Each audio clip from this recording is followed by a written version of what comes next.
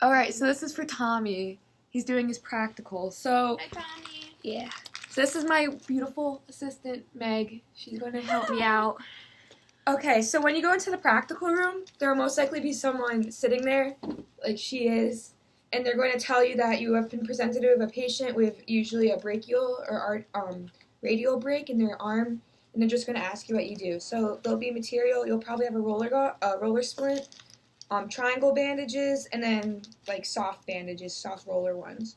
So usually it's going to already be open. I just have what I have. So the triangle bandages you should have been using in your class. It's these bigger ones. Oh, look at this, like a magic show. It is the bigger triangle ones. And it should already have a knot at the bottom, but if it doesn't, you're going to tie your knot there. This is how the elbow is going to rest for your sling that you're going to be making. Just tie a good knot there. So that way the elbow can be secured in.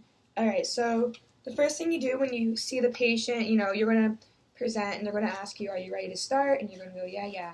So you go up to them, you're like, well, hey, I'm Emma from the firehouse. How you doing? Arm's broken or whatever you're doing. Yeah, that. So the first thing you do is check the PMS. You always do that before you start, and that's their pulse, motor, and sensory.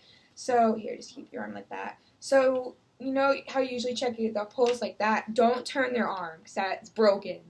So just check it from underneath. You just ask the proctor, you're like, is the pulse present? They'll confirm their pulse is present. All right, you ask, can you feel this at all? Yeah. Yeah. And then the proctor will say sensory is present, and then squeeze my 2 fingers. Yeah, and then they'll say motor set, I'm present. So here's to keep the arm outstretched. So That's really what they do? Yeah. So you want to try to keep the splint, it molds right above the elbow. And then with the extra rolled up, you want to make sure they have enough to hold on to it. So you just ask them to grasp that part. And then from that, you just gently kind of push the splint up around your arm from underneath, so it makes kind of the more secure forward. So then you push that back up. Okay.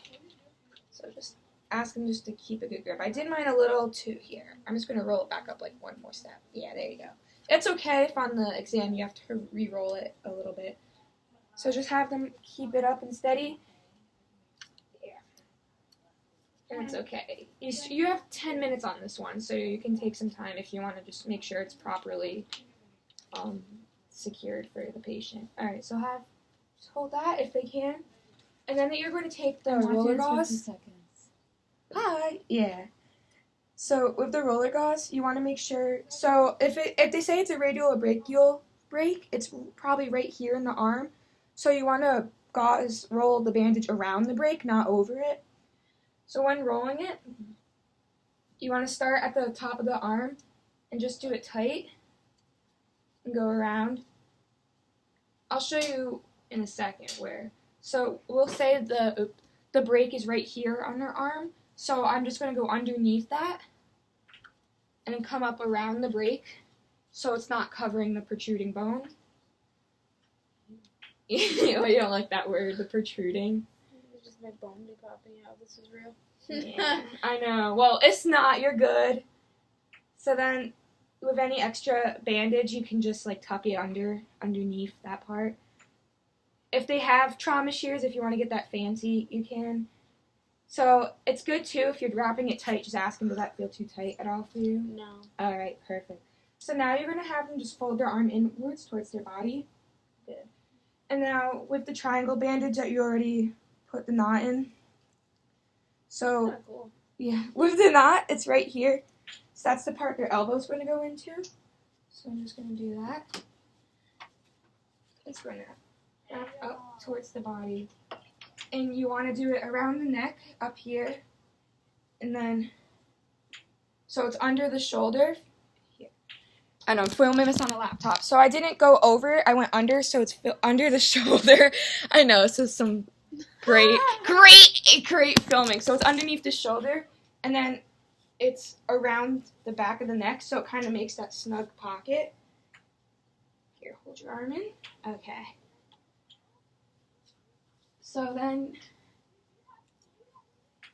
you want to tie the knot really as tight as you can so that it's supporting the arm up.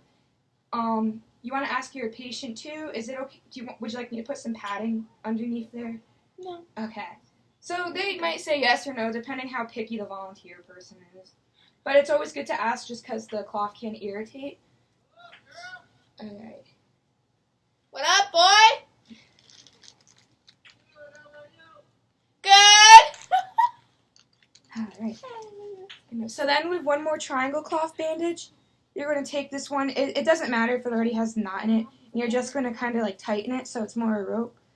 And then you're going to ask, can you just sit up for me just a little bit? You're just going to tie this one around. Then you can move this arm up. Okay, put this one back down. You just kind of tie it around the elbow and the waist so they're unable to move the arm up. Shit. Yeah, so just get it right there where the elbow is and double knot if you want. And then after you finish, it's important you recheck their PMS, so just ask, can you feel that? Yes. All right, the pulse is present, the proctor will confirm. Can you squeeze my 2 fingers? Yes. Good. And then that's it. Here, you could stand up quick so I can just show him. So from the back here, it's not supposed to, the sling itself isn't supposed to go across the back, so it goes up the neck like on that. And then there's the rope thing that goes around it, so it secures it down. And then that's how you do this sling on the Connecticut National Registry Practical. Thanks, Meg, for the help. All right.